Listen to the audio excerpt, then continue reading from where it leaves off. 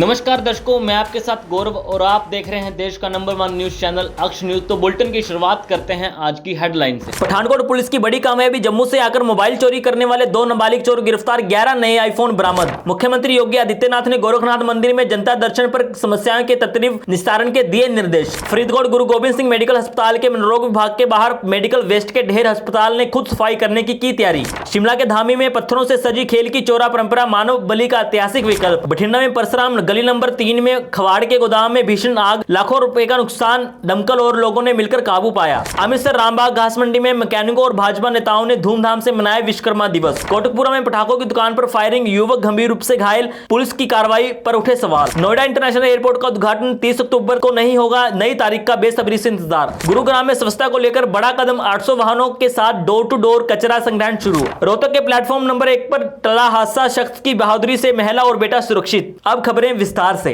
पठानकोट में मोबाइल की दुकान से हुई चोरी के मामले में पुलिस को बड़ी सफलता मिली है। पिछले दिनों मोबाइल हट नाम की दुकान से कई कीमती मोबाइल चोरी हुए थे, जिसकी जांच में लगी पुलिस ने 2 चोरों को गिरफ्तार किया है। हैरानी की बात यह है कि दोनों ही आरोपी नाबालिग हैं। पुलिस जांच में खुलासा हुआ है कि ये दोनों जम्मू कश्मीर के कटरा से ट्रेन में पठानकोट आते थे, चोरी की वारदात को अंजाम देते थे और फिर वापस ट्रेन से जम्मू लौट जाते थे। डीएसपी जगदीश राज के मुताबिक पुलिस ने 11 नए आईफोन्स बरामद किए हैं। फिलहाल दोनों नाबालिग आरोपियों से पूछताछ जारी है ताकि पता लगाया जा सके कि कहीं इनके पीछे कोई बड़ा गिरोह तो नहीं। आज मुख्यमंत्री योगी आदित्यनाथ ने गोरखनाथ मंदिर में जनता दर्शन कार्यक्रम के दौरान लोगों से मुलाकात की। इस दौरान उन्होंने आम जनता की समस्याएं सुनी और मौके पर मौजूद अधिकारियों को निर्देश दिए हर शिकायत का समाधान प्राथमिकता के साथ किया जाए। मुख्यमंत्री ने कहा कि सरकार का लक्ष्य है जन जन की सेवा, सुरक्षा और सम्मान। जनता दर्शन में कई जिलों से आए लोग अपनी समस्याएं लेकर पहुंचे थे, जिनमें पुलिस, जमीनी विवाद और आर्थिक सहायता जैसे मामले शामिल थे। मुख्यमंत्री ने सभी अधिकारियों को साफ निर्देश दिए, लोगों की परेशानी जल्द दूर होनी चाहिए, लापरवाही बर्दाश्त नहीं की जाएगी।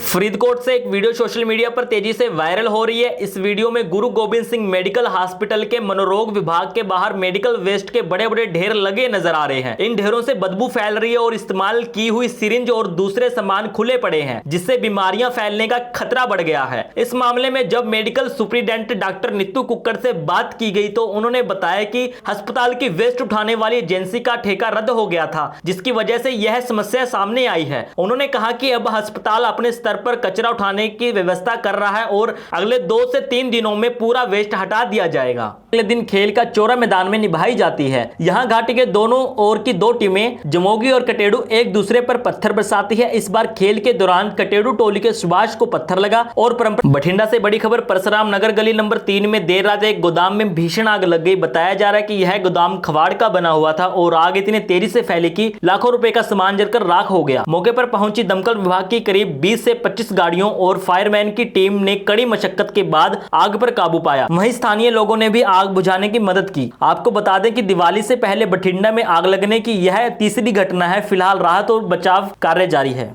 अमृतसर से बड़ी खबर, रामबाग घास मंडी में आज विश्वकर्मा दिवस बड़ी धूमधाम से मनाया गया। इस मौके पर मैकेनिकों और भाजपा नेताओं ने मिलकर बाबा विश्वकर्मा जी की पूजा अर्चना की। मैकेनिक भाइयों ने अपनी चाबियां, पान और औजारों को कच्ची लस्सी से धोकर बाबा जी की पूजा की।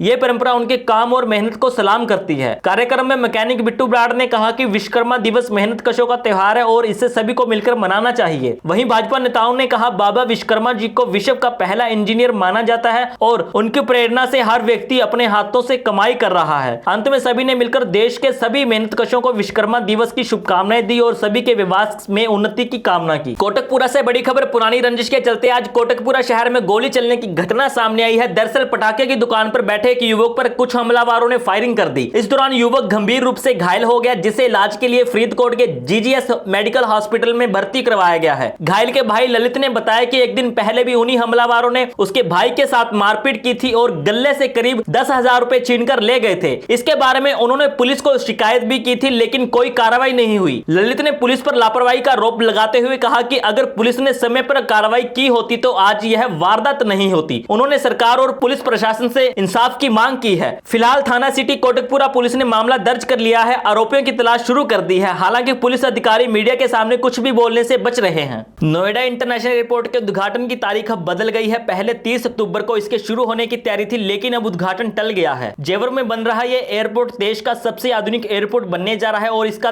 काम तेजी से चल रहा है, लेकिन कुछ तकनीकी और निर्माण कार्य बाकी होने के कारण अब इसे थोड़ी देरी से खोला जाएगा। सूत्रों के मुताबिक मुख्यमंत्री योगी आदित्यनाथ नवंबर में खुद साइट का निरीक्षण कर सकते हैं। उसके बाद प्रधानमंत्री नरेंद्र मोदी से उद्घाटन की नई तारीख तय की जाएगी। अगर नवंबर में कार्यक्रम नहीं हो पाता तो जनवरी में यात्रियों को नोएडा एयरपोर्ट से उड़ान भरने का मौका मिल सकता है। फिलहाल सभी को नई तारीख के ऐलान का बेसब्री से इंतजार है। गुरुग्राम साइबर सिटी में सफाई व्यवस्था को बेहतर बनाने के लिए नगर निगम ने बड़े कदम उठाए हैं। नगर निगम में कमिश्नर प्रदीप दहिया ने बताया कि डोर टू डोर कचरा उठाने के लिए 800 वाहन लगेंगे, जिनमें संकीर्त गलियों के लिए ई रिक्शा भी शामिल है। वर्तमान में नगर निगम 330 वाहनों से घर घर कचरा जमा करता है और इसके लिए कोई निःशुल्क नहीं लिया जाता। अगर कोई चार्ज करता है तो नागरिक तुरंत निगम को सूचित करे। नगर निगम में मुख्य सड़कों की सफाई के लिए गार्बेज पॉइंट की संख्या 282 से घटाकर 222 कर दी है और इससे और कम करने की योजना है। शहर में प्रतिदिन लगभग 1200 टन कचरा उत्पन्न होता है, जिनमें 40% बल्क वेस्ट जनरेटर यानी बड़े संस्थानों का होता है। नगर निगम इन्हें अपने परिसर में कचरा निस्तारित करने के लिए प्रेरित कर रहा है। स्वच्छ गुरुग्राम के लिए नागरिक भी सुझाव देकर मदद कर सकते हैं। रोहतक रेलवे स्टेशन पर आज सुबह बड़ा हादसा होते होते टल गया। सुबह 8 बजे की घटना है, जब प्लेटफॉर्म नंबर 1 पर महिला अपने बेटे के साथ दिल्ली जाने वाली ट्रेन में चढ़ रही थी। अचानक ट्रेन की गति तेज हो गई और महिला और उसका बेटा गिर गए, लेकिन तभी प्लेटफॉर्म पर खड़े एक शख्स ने तेजी दिखाते हुए दोनों को अपनी तरफ खींच लिया और उनकी जान बचा ली।